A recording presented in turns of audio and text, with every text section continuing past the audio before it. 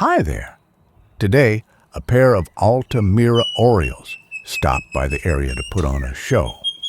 This species has a year-round presence in the Rio Grande Valley of South Texas and is the largest oriole found in the United States.